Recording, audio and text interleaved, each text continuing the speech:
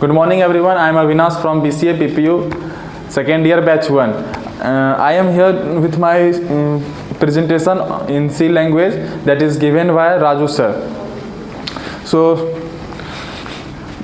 today I will explain about loops in C language and their types of loops in C language. So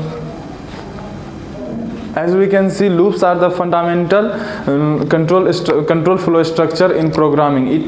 They allow us to execute a block of code repeatedly according to condition.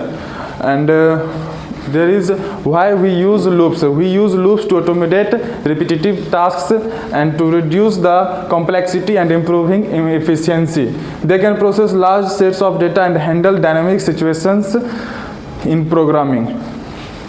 So there are three types of loops in C language.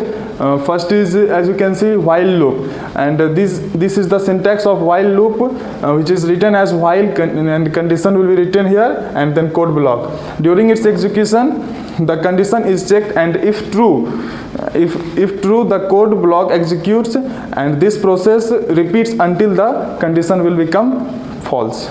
And the second one is for loop, and this is the syntax for loop: for initialization, condition and increment, then code block. During its execution, initialization happens once and the condition is checked. If true, the code block executes, then the increment is done and the loop repeats. And the last one is do while loop.